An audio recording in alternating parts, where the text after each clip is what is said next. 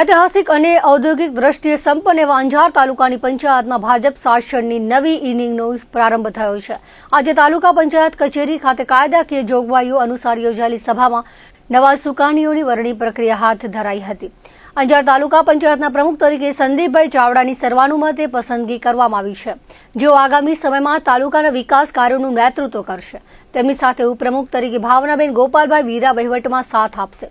પંચાયતના નાણાકીય અને વિકાસલક્ષી નિર્ણયો લેતી કારોબારી સમિતિના ચેરમેન તરીકે દીપકસિંહ જાડેજાની નિમણૂક કરવામાં આવી છે। શાસક પક્ષના નેતા તરીકે જીવાભાઈ રબારી પક્ષના સભ્યો વચ્ચે સંકલન સાધશે, જ્યારે દંડક તરીકે નૌતમભાઈ ચૌહાણ ગૃહની શિસ્તની જવાબદારી સંભાળશે। અંજાર પંથકમાં ઉદ્યોગોની આસપાસ આવેલા ગ્રામ્ય વિસ્તારોમાં પાયાની સવલતો, રસ્તા અને પાણીની સમસ્યા ઉકેલવા માટે આ નવી ટીમ કટિબદ્ધ હોવાનું વરણી બાદ સત્તાધીશોએ જણાવ્યું હતું। આ વેળાએ જિલ્લા ભાજપના ઉપપ્રમુખ મુળજીભાઈ આહિર, તાલુકા પ્રમુખ બીએન આહિર, કાનજીભાઈ આહિર, રૂપાભાઈ રબારી, મોમાયાભા ગઢવી, તેજાભાઈ કાનગડ, શભુભાઈ આહિર, મુકેશભાઈ છાંગા, મ્યાજરભાઈ છાંગા, નરેશભાઈ થારુ સહિત પાર્ટીના આગેવાનો, કાર્યકરો, વિવિધ સમાજના અગ્રણીઓ ઉપસ્થિત રહ્યા હતા।